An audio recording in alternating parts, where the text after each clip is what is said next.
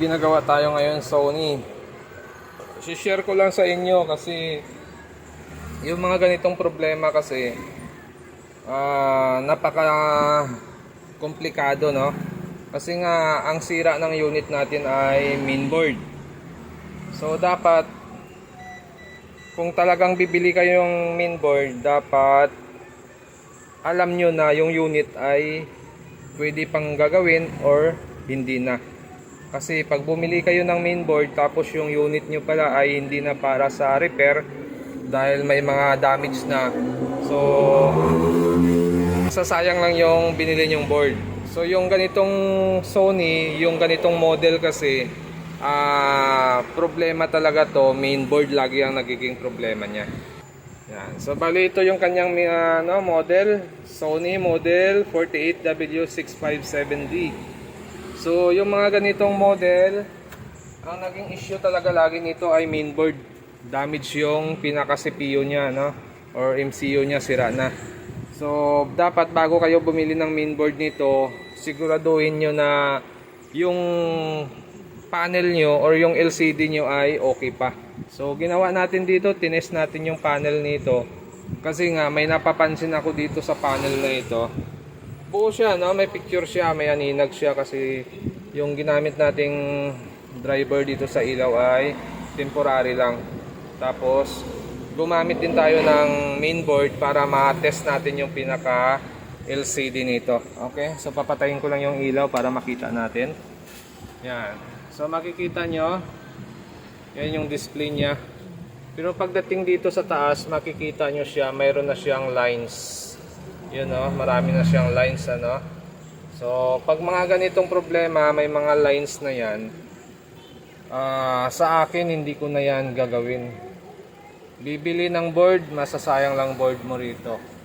Kasi nga ito sa pinakataas niya may damage. Nagkaroon ng sunog yung taas nito, yun, no? Kita ba yung glass natin dito may sunog? So yan yung dahilan kaya pumangit na rin yung display nito. Pero nagpo full screen pa naman siya. May picture naman yung buong screen niya.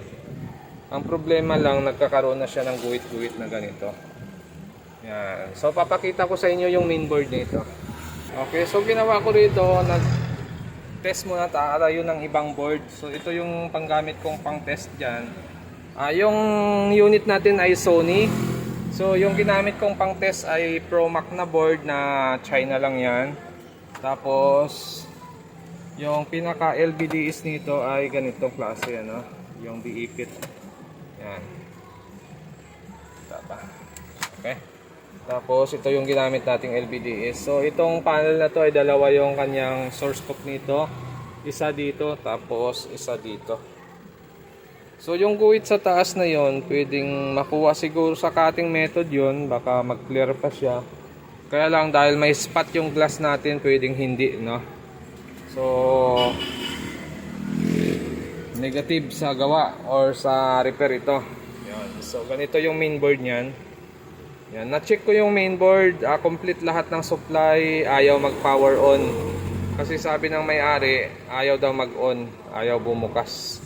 So yung ganitong board, sakit talaga to ng ganitong board. Mapa 40 man, 48, sakit niya ito. Okay? Sira itong niya, MCU niya. Kasi lahat ng supply kompleto. Tapos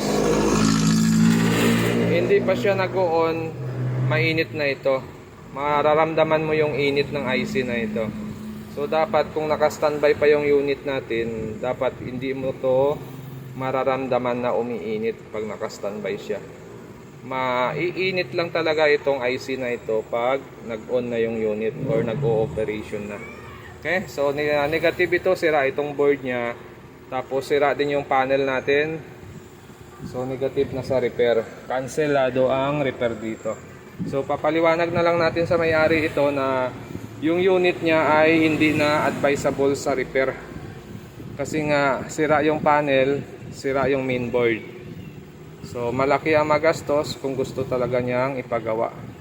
Pero mas maigi pag ganito ang problema ay bumili na ng bago. So at least napakita ko sa inyo kung paano ang setup ng pag-testing ng panel nito, no? So gagawin nyo lang, lagyan nyo lang ng supply yung backlight nito. Ito, temporary muna. Yan lang yung pang-testing ko ng backlight. Hindi naman kasi tayo bumibili ng mga aparato sa online na pang-test, backlight tester. Wala tayo nun.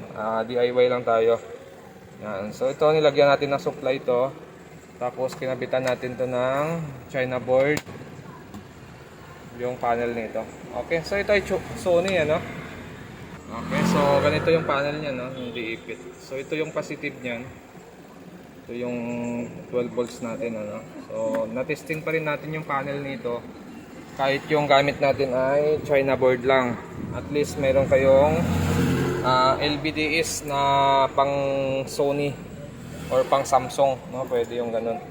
So pag ganitong problema, negative na sa repair, sabihin na lang natin sa may-ari na ganun problema ng unit niya.